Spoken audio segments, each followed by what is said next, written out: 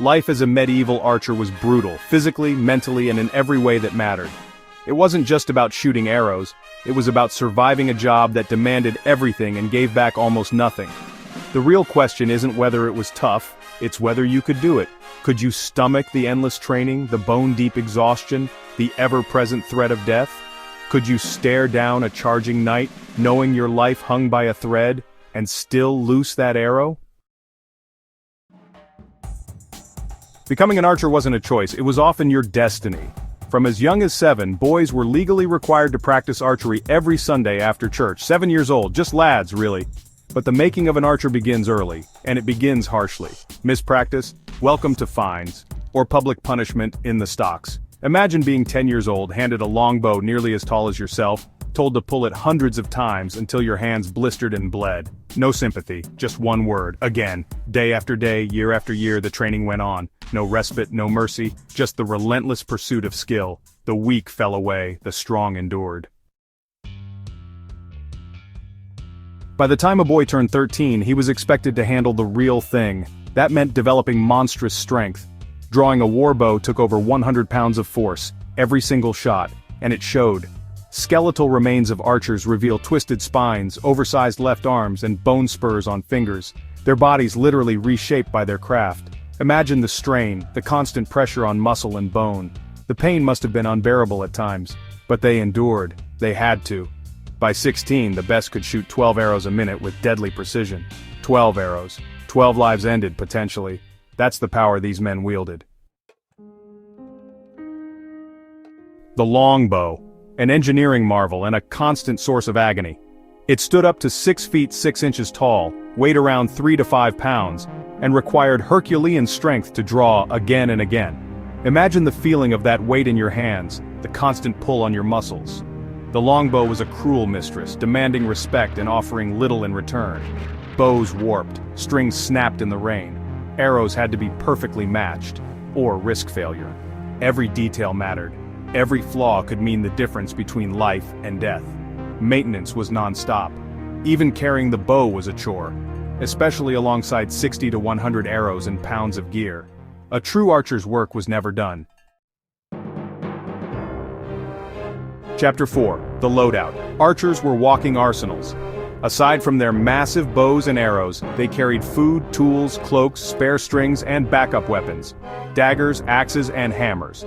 In total, 60 to 80 pounds of misery strapped to their backs. Imagine marching for miles, day after day, with that weight bearing down on you. The chafing, the blisters, the sheer exhaustion, helmets, gambesons, waterlogged boots.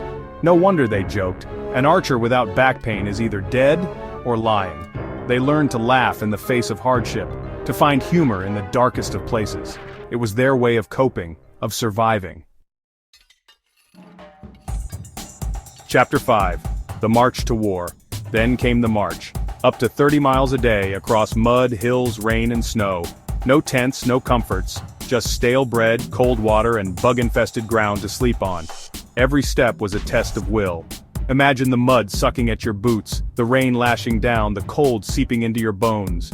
And still, you marched. You had to. Your life and the lives of your comrades depended on it. Their boots, thin leather with no padding, their feet, hardened with salt, vinegar, and pain. Before they even saw battle, they were half dead, and twice as dangerous. Chapter 6. The Battlefield.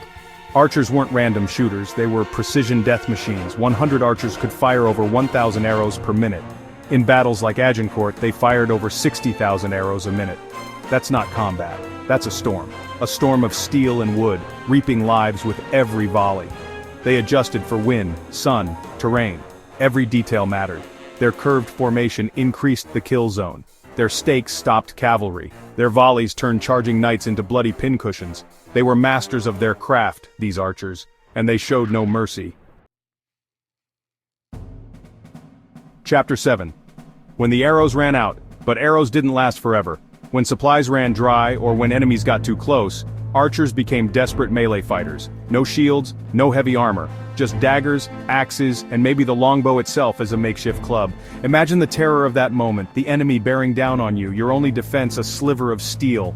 They fought knights in full-plate armor, with a stick. That wasn't a fight, it was survival. Pure, primal survival. Every instinct screaming at you to run, to hide, but you stood your ground, you fought. Chapter 8. Wounds and Medicine. If you survived, the real horror began. Medieval battlefield medicine. Doctors poured wine into wounds. Stitching was done with boar bristles and horsehair. No anesthesia, just bite a strap and pray. Imagine the pain, the agony of every touch, every movement. The stench of infection, the fear of gangrene, amputations, infection, friendly fire. Many never shot a bow again, left disabled, with no income and no support, cast aside, forgotten, their sacrifice meaningless. Chapter 9. Pay and Poverty. Even if you survived all of that, the pay, about 6 pence a day, enough for 2 gallons of ale or 1 decent meal. Payment delays were common. Looting was often the only way to survive financially. They risked their lives for a pittance, these archers, and what did it get them? A pauper's grave, most likely. Some veterans became beggars, others, grave diggers. Few retired with land. Many died poor, buried in unmarked graves. The same hands that defended kingdom couldn't afford coffins. Chapter 10. Life after war. In peace, archers were forgotten, tolerated but never honored. Nobles looked down on them. The church condemned their weapon. Communities feared them. And families? Many archers left widows and fatherless sons. They were ghosts, these archers, haunted by their experiences, shunned by society. Yet children still idolized them. Boys feared being chosen. Mothers hid their sons. Fathers presented them, knowing survival means learning the bow. The cycle continued. The need for archers never truly ended. So, could you do it? Could you endure the pain, the poverty, the peril? Could you stand shoulder to shoulder with these men, these ghosts of history, and face down an enemy? Could you draw back that bowstring, knowing that with every shot you are taking a life and risking your own? If your answer is yes, you've got more grit than most knights who ever wore fancy armor.